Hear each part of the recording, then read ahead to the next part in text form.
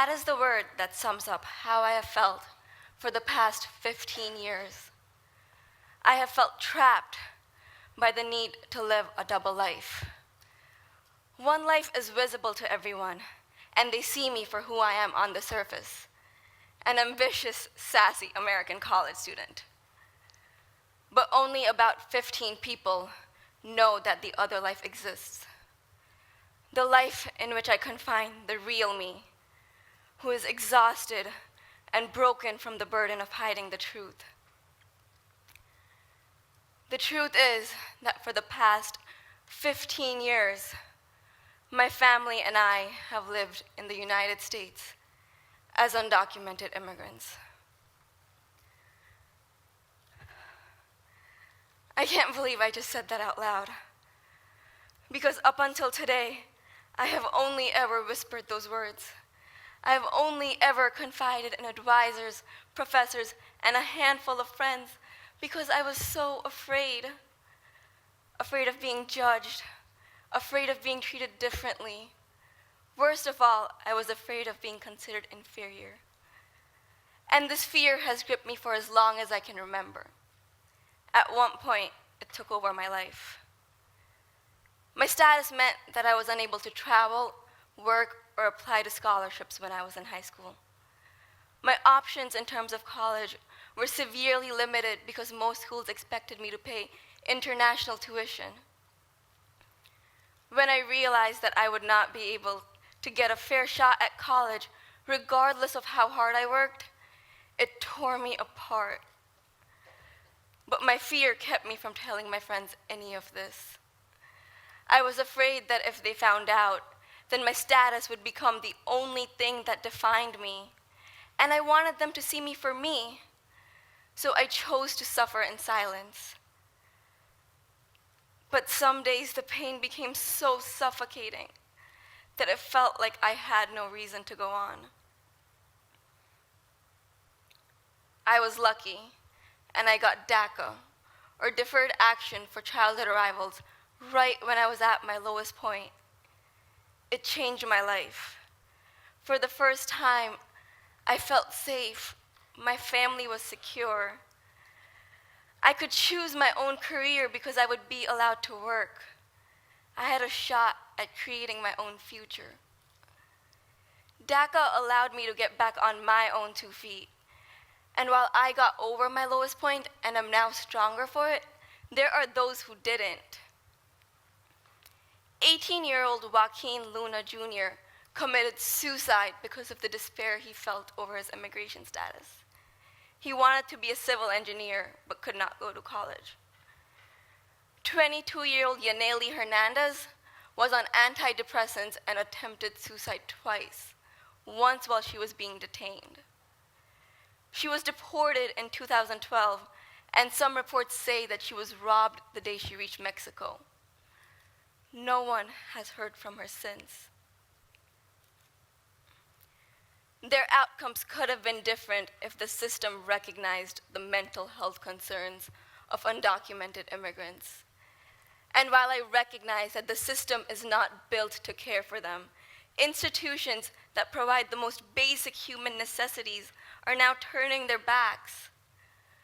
According to a UCLA health report, in 2009, Sacramento County decided to close its primary and mental health clinics that served large populations of undocumented immigrants.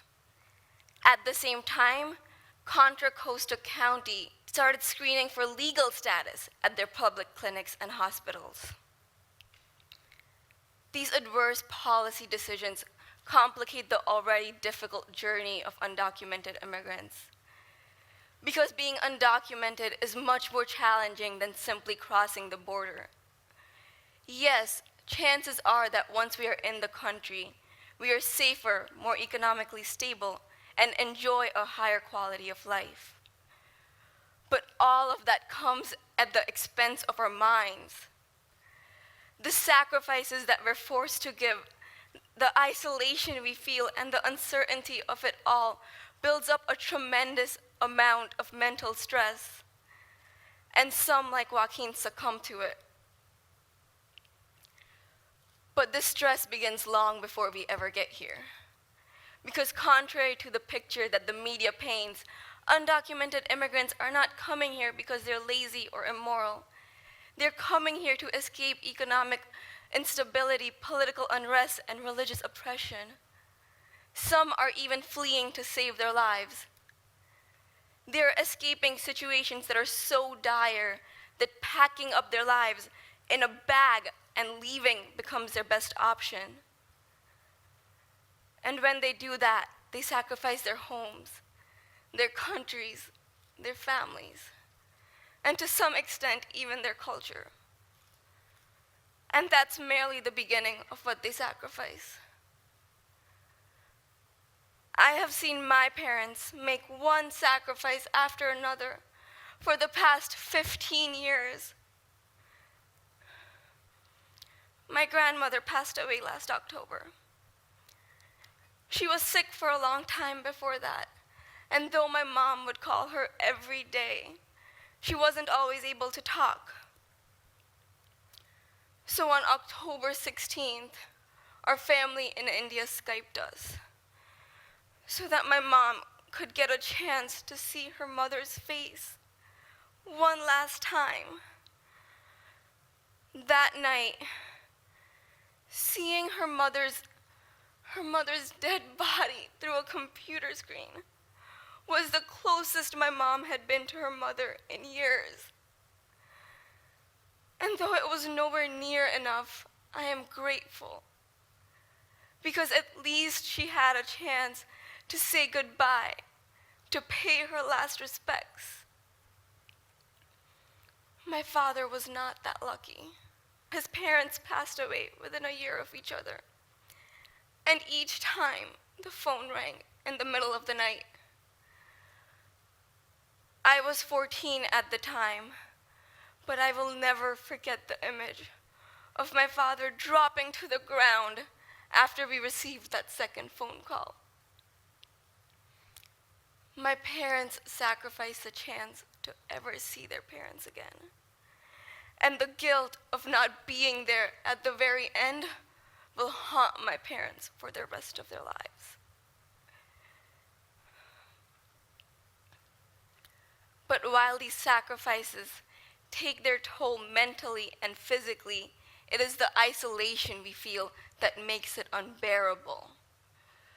Being undocumented means that your family gets torn apart.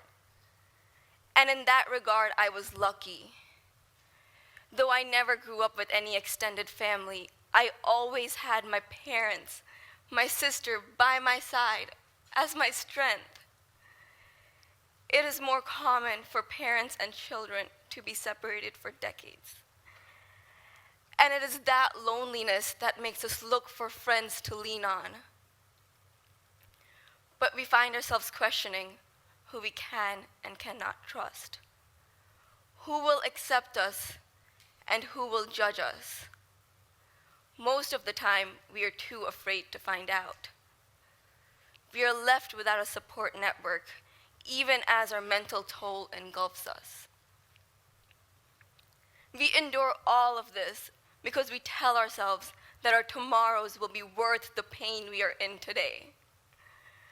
But the truth is, no aspect of our life is guaranteed. Everything can be taken away in the blink of an eye. And that fear alone is enough to push someone over the edge. But even then, it is the stigma of being undocumented that controls us. We fear the reactions and rejections we might face, and the systematical obstacles in place validate those fears. And that means that many of us, including me, choose to suffer in silence instead of reaching out and getting help. And the results can be catastrophic. They result in cases like Joaquin's. We may not have the power to change the system, but we can put an end to the stigma against undocumented immigrants. We can make it easier for them to get help. And we should do so because no piece of paper is enough to signify a person's character. It cannot tell us whether a person is good or bad. We need to take more into account before we make our judgments. And simply slowing down and taking the time to listen can go a long way in eliminating that stigma. It can change your perspective, because if you listened, you would realize that we are more similar than different. My family never intended to live as undocumented immigrants. We were in the process of fixing our status when the situation rapidly slipped out of our control. My parents had a decision to make. Go back to a place where they can barely survive, or secure their daughters' futures. My parents chose to give my sister and I all the opportunities they never had, even if it came at their expense. And for that, I will never be able to thank them enough.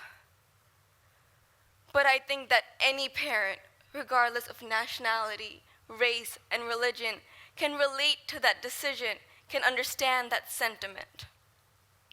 And for us, to be allowed a chance to speak and explain ourselves, that gives us back a little bit of our dignity.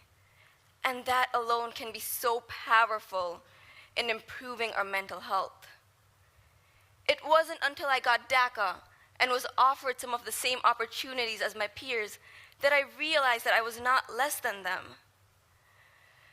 And it is that realization that has driven me to embrace every opportunity I have to mold my future. I have explored my career options, from working to stop women's trafficking to conducting neural engineering research.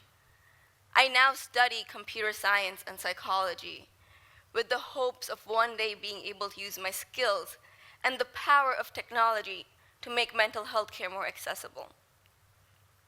It is a passion that stems from my struggles in high school. I have said it again and again, but I will say it one more time. I was lucky. Being eligible for DACA gave me that chance. But what about those who aren't? We must change the situation for them, because my story should not be unique. It should be the norm.